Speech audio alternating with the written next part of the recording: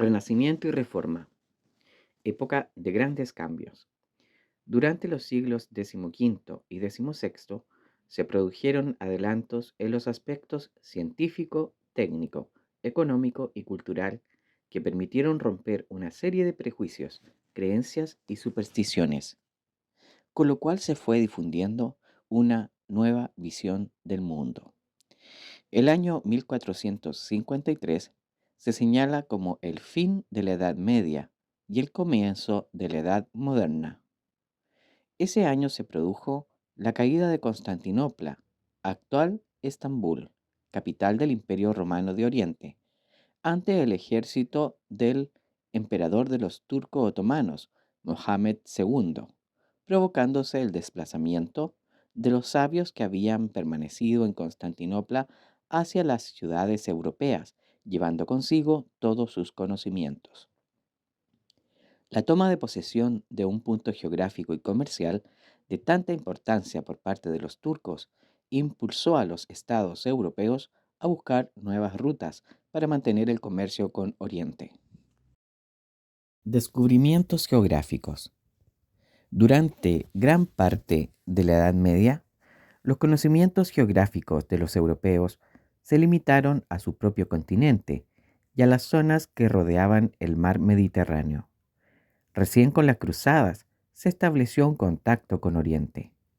Los europeos tenían gran interés por las especias, que se utilizaban para preparar y conservar los alimentos, así como en los perfumes, sedas, tapices y otras finas telas, el marfil, las porcelanas y las perlas, que eran adquiridos por la burguesía enriquecida. Los farmacéuticos adquirían productos para elaborar medicamentos. Como la ruta por el mar Mediterráneo hacia Oriente estaba interrumpida, se hizo necesario intentar nuevos caminos. El deseo de descubrir nuevas rutas marítimas impulsó a los hombres a emprender audaces viajes, en el curso de los cuales no solo exploraron mares y tierras desconocidas, sino que también descubrieron dos continentes, América y Oceanía. Los líderes de esta búsqueda fueron los reinos de Portugal y de España. Con el tiempo lo siguieron Inglaterra, Holanda y Francia. Transformaciones económicas. En este periodo se produjeron una serie de cambios en el ámbito económico que tenían como eje la consolidación y expansión del sistema capitalista. Durante el Renacimiento, los principales poseedores del capital fueron los burgueses, quienes difundieron por toda Europa las negociaciones a través de contratos, el sistema de créditos y los préstamos con intereses, considerados durante la Edad Media como usura por la Iglesia Católica. Con el paso del tiempo, la influencia de los burgueses fue cada vez mayor, pues, además de estrechar vínculos con la nobleza, se aliaron con los reyes al transformarse en los principales financistas de los ejércitos, campañas militares y diversos aspectos del funcionamiento del Estado. Por otra parte, con el descubrimiento de nuevas tierras y rutas, aumentó el comercio a larga distancia, especialmente entre Europa y América. Transformaciones científicas. La curiosidad científica del hombre renacentista sobre el universo, la naturaleza y su ser mismo gestaron una nueva ciencia llamada experimental, que intentó explicar todas las cosas por la razón y por la experiencia. A diferencia de lo que sucedía en la Edad Media, donde los principios y las explicaciones se buscaban en la religión, la inquietud por el desarrollo científico y por las aplicaciones prácticas de las nuevas ideas se manifestaron en importantes progresos.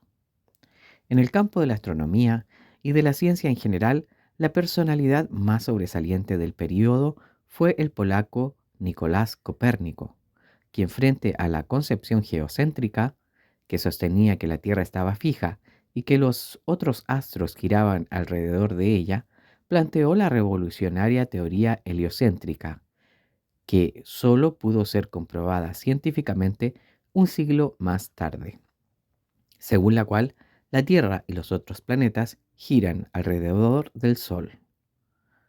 Johannes Kepler hizo también extraordinarios aportes a la astronomía, al formular las leyes que rigen las órbitas planetarias y descubrir que su trayectoria es elíptica y no circular como hasta entonces se creía. En el campo de la medicina se destacaron fundamentalmente el belga Besalio, quien gracias a sus incansables estudios y capacidad de observación realizó importantes aportes en la anatomía humana, y el español Miguel Servet, que descubrió la circulación de la sangre. Durante el Renacimiento se revisaron todos los conocimientos químicos desarrollados durante la Edad Media y se formaron las bases sobre las cuales la química moderna se apoya. En el brillante nacimiento de esta ciencia, uno de los primeros genios fue Robert Boyle, quien formuló la ley de los gases que hoy lleva su nombre.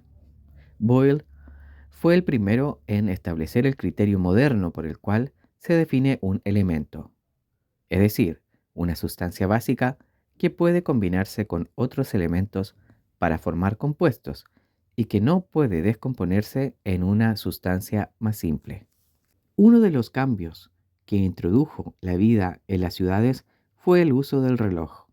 En el campo, las personas se guiaban por la luz del sol, pero en la ciudad debían contar con un sistema de referencia fijo. Por estas razones surgieron los primeros relojes en las torres de las iglesias. La gran contribución del astrónomo polaco Nicolás Copérnico entre los años 1437-1543 consistió en remover los cimientos de la astronomía occidental con la publicación de su célebre libro de Revolutionibus Orbium Celestium, la revolución de los mundos celestes, de cuyo fenomenal éxito no pudo ser testigo, pues murió el mismo día en que se puso a la venta. En 1440, el alemán Johannes Gutenberg inventó la imprenta, gracias a la cual sería posible en gran medida la revolución cultural que implicó el Renacimiento. Sin embargo, este invento generó mucha polémica, pues algunos círculos científicos e intelectuales de Europa se resistían a aceptar que la difusión de la cultura quedara en manos de obreros, y otros temían que la imprenta sirviera para divulgar textos inmorales o que incitaran a la sublevación popular. Transformaciones culturales. Entre 1350 y 1550, la sociedad europea occidental vivió una auténtica revolución espiritual, una profunda transformación del conjunto de los valores económicos, políticos, sociales, filosóficos, religiosos y estéticos que habían constituido la vieja civilización medieval. La expresión intelectual de este movimiento, que tiene que ver con la recuperación del legado de la antigüedad grecolatina, se denomina humanismo y se la distingue de las expresiones artísticas, arquitectónicas y escultóricas a las que se ha dado el nombre de Renacimiento. El humanismo. La corriente del humanismo marcó una actitud distinta frente al entorno, al ser humano y al saber, y estaban convencidos de que los autores clásicos revelaban la auténtica humanidad. A diferencia de lo que ocurría en la Edad Media, donde el hombre era considerado fundamentalmente desde una perspectiva teológica, los humanistas valoraron el hombre desde una perspectiva mundana, no divina, es decir, el hombre es visto como un ser natural e histórico. La religión, aparte de su función redentora, es considerada ante todo en su función civil. El humanismo planteó un cambio de perspectiva, idealizando lo humano y promoviendo una búsqueda del conocimiento más libre y abierta.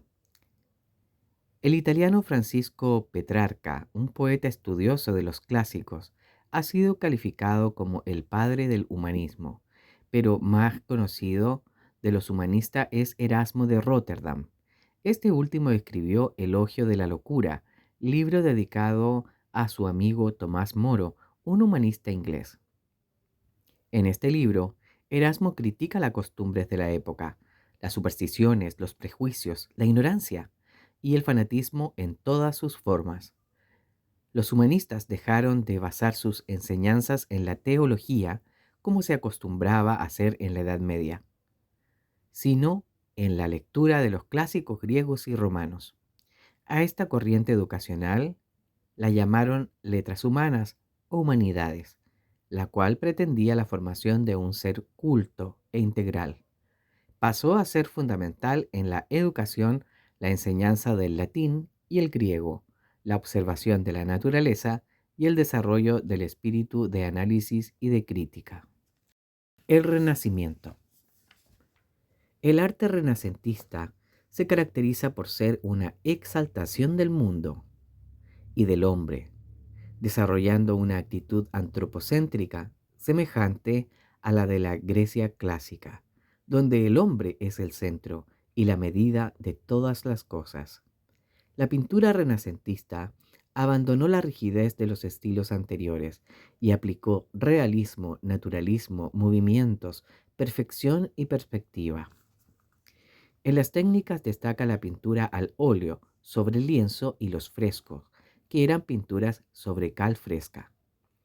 Los temas se vuelven más mundanos, no importando ya tanto el otro mundo y los temas religiosos, sino los bellos paisajes y fundamentalmente la belleza del ser humano, por lo que se cultivan el desnudo y el retrato.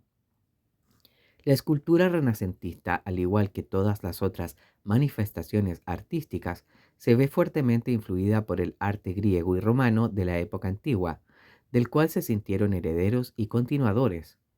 Investigaron sobre la anatomía humana, las proporciones, el movimiento, la perspectiva, buscando ante todo la belleza de la forma.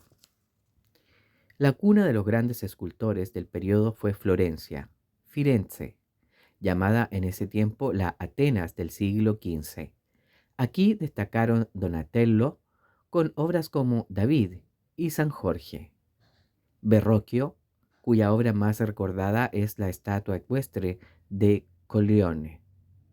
Un gran genio fue el florentino Leonardo da Vinci, quien fue escultor, físico, ingeniero, matemático, músico, filósofo, escritor y pintor.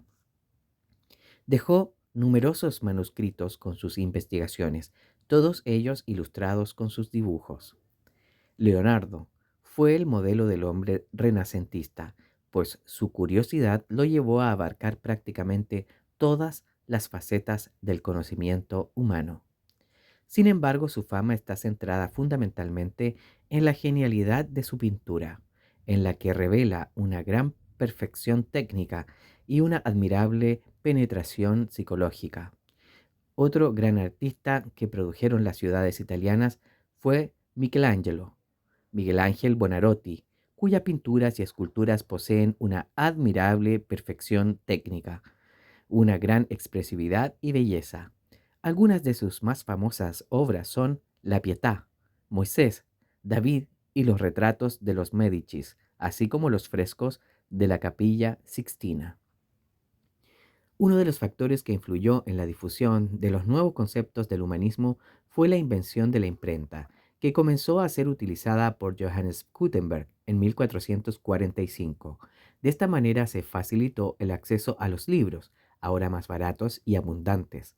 El primer libro que se imprimió fue un resumen de la Biblia, de 42 líneas, elaborado por el propio Gutenberg.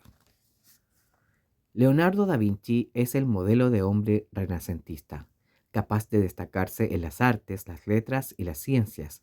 Esto lo podemos apreciar en las diversas obras de Leonardo y también en esta carta de presentación que le dirigió a un posible mecenas cuando aún era muy joven. No tengo par en la fabricación de puentes, fortificaciones, catapultas y otros muchos dispositivos secretos que no me atrevo a confiar en este papel.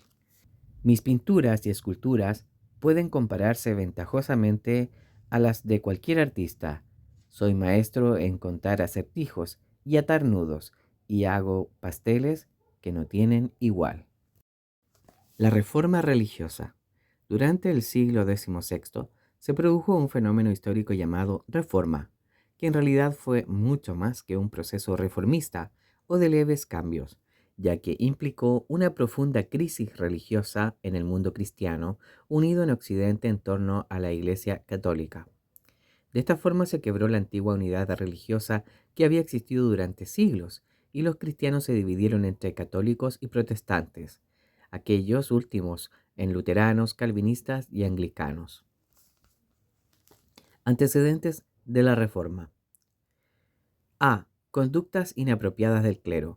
Durante los siglos XV y XVI se levantaron las voces de diversos fieles para reclamar por la forma de vida y la conducta de diversos sacerdotes e incluso del propio Papa, quienes, abandonando sus verdaderos deberes religiosos, vivían rodeados de lujos, gastaban gran cantidad de dinero para financiar a los artistas, tenían concubinas e hijos e intervenían en guerras, como fue el caso de las cruzadas.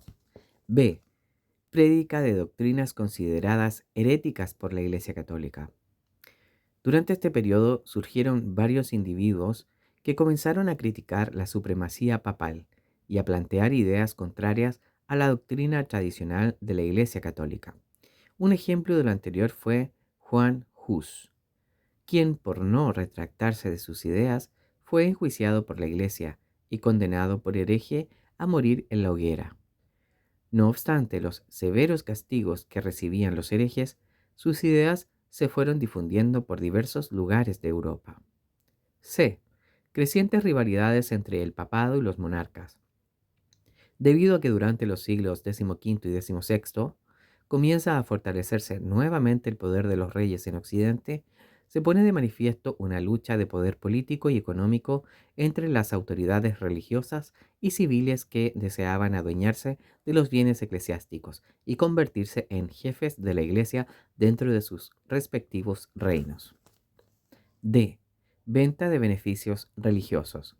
Especialmente grave para algunos, como por ejemplo para Martín Lutero, fue la venta de indulgencias, que era el perdón que concedía la Iglesia en nombre de Dios de las penas temporales merecidas por los pecados, a todas aquellas personas que contribuyesen con una limosna a la Iglesia. Martín Lutero y la Reforma. Lutero era un monje agustino, profesor de teología, que pertenecía a la Iglesia Católica.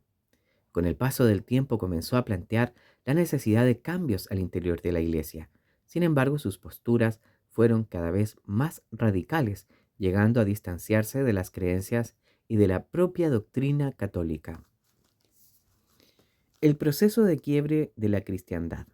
Aunque desde hacía tiempo habían existido algunas críticas y propuestas de cambios a la Iglesia, fue a comienzos del siglo XVI cuando se dio origen al proceso reformista. Esto se produjo cuando el Papa León X, con el objeto de terminar la construcción de la Basílica de San Pedro, predicó una indulgencia a todos aquellos que contribuyesen con dicha obra. Varios monjes agustinos, especialmente Martín Lutero, se resistieron duramente a las indulgencias, calificándolas como un intercambio comercial en el que se compraba con dinero el perdón de los pecados. No obstante su descontento, no fueron considerados y la indulgencia se predicó en gran parte de Europa. Lutero, que sinceramente creía estar en lo correcto, protestó públicamente contra la Iglesia y puso en la puerta de la Iglesia de Wittenberg 95 tesis o planteamientos en las que criticaba ampliamente la actitud del Papa y la validez de las indulgencias. Como las ideas de Lutero se fueron separando cada vez más de los planteamientos de la doctrina católica, el Papa León X emitió una bula condenando las ideas de Lutero y lo llamó a retractarse bajo pena de excomunión. Lutero se negó y quemó públicamente la bula papal. Con este hecho quedó fuera de la Iglesia Católica. Entretanto, Carlos V, emperador del Sacro Imperio Romano Germánico, convocó una dieta o parlamento en la ciudad de Worms para resolver el problema con Lutero y evitar la expansión de sus ideas. Sin embargo, nada de esto fue posible, ya que Lutero reiteró sus creencias y éstas fueron acogidas por un creciente número de personas que abandonaron el catolicismo y se convirtieron al luteranismo. A semejanza de Lutero, surgieron en Europa durante la época otros reformadores religiosos como Juan Calvino en Ginebra, que difundió el calvinismo, y Enrique VIII en Inglaterra, que proclamó la Iglesia anglicana y el anglicanismo. Fue durante la Segunda Dieta o Parlamento cuando los luteranos comenzaron a llamarse protestantes, debido a que reclamaron por la decisión del emperador Carlos V de reconocer la reforma luterana solamente en las zonas donde se había establecido, con prohibición de que se extendiera a otros lugares. Uno de los aportes indirectos de la reforma fue facilitar la consolidación de las lenguas nacionales. Así, por ejemplo, la traducción que hizo Martín Lutero de la Biblia al alemán contribuyó a establecer las bases de esta lengua moderna. A partir del cisma de la cristiandad se produjeron una serie de conflictos religiosos y políticos. En Francia, por ejemplo, el 24 de agosto de 1572, un grupo de católicos franceses asesinó a unos 2000 hugonotes, llamados así a los calvinistas. En París, en lo que se conoce como la Matanza de San Bartolomé. Más tarde, el rey Enrique III, calvinista, fue asesinado por un fraile dominico católico. A su sucesor, Enrique IV, que abandonó el calvinismo y abrazó la fe católica, se le atribuye la frase «París bien vale una misa». La Contrarreforma. El término Contrarreforma fue acuñado desde el mundo protestante para referirse al movimiento de defensa que inició la Iglesia Católica frente a los planteamientos de Lutero y más tarde de Calvino y de Enrique VIII. Sin embargo, la Iglesia Católica planteó este proceso como una reforma interna que contenía una revisión de su doctrina, normas disciplinarias y a la vez se constituía en una respuesta frente a la penetración de las ideas protestantes, y para ello realizó una serie de medidas, entre las que sobresalen el Concilio de Trento. El Concilio de Trento fue una importante reunión en la que el Papa convocó a las altas esferas del clero católico para resolver sobre asuntos doctrinales y disciplinarios. Se realizó en la localidad de Trento entre los años 1545 y 1563. Tuvo que ser suspendido en varias oportunidades por los constantes enfrentamientos que se vivían en ese periodo. La labor realizada en el Concilio de Trento fue muy importante, pues tuvo una gran repercusión en el mundo católico durante los siguientes 400 años. Las principales resoluciones fueron: A. Estableció que la Biblia es la principal fuente de toda verdad y revelación. Sin embargo, también es importante considerar la tradición, que incluye las enseñanzas de los padres de la Iglesia. Además, estipuló que el conocimiento de la Biblia debía ser realizado a través de la Iglesia, negando el principio de la libre interpretación de la Biblia.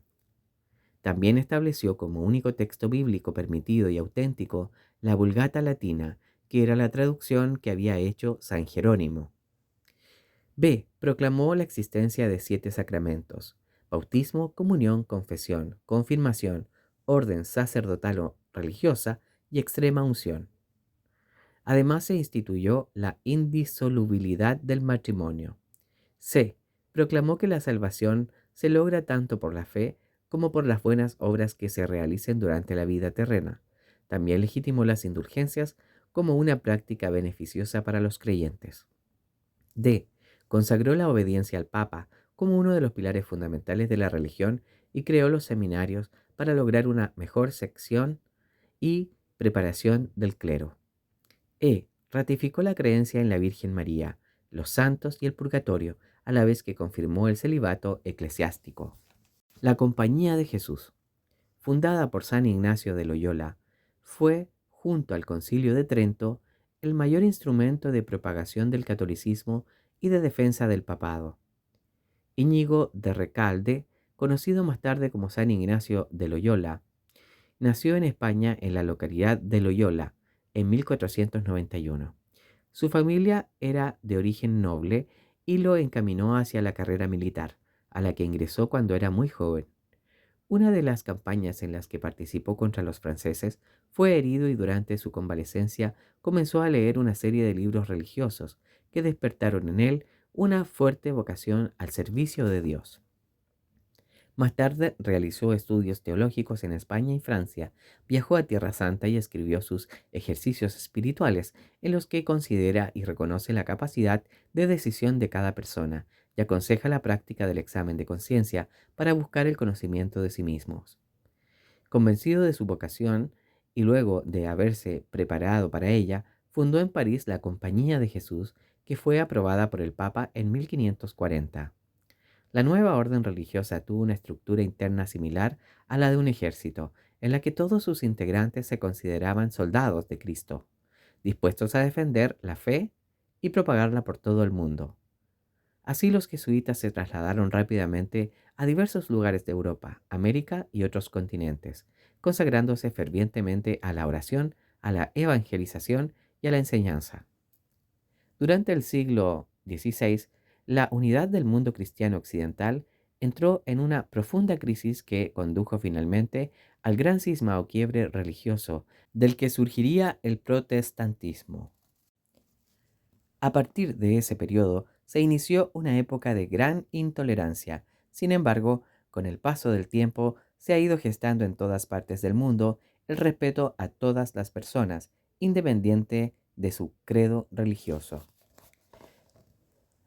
Enrique VIII, rey de Inglaterra, rompió sus relaciones con el papado y con la Iglesia Católica cuando el Papa se negó a autorizar su divorcio con Catalina de Aragón, con el fin de casarse con Ana Bolena y así obtener un heredero.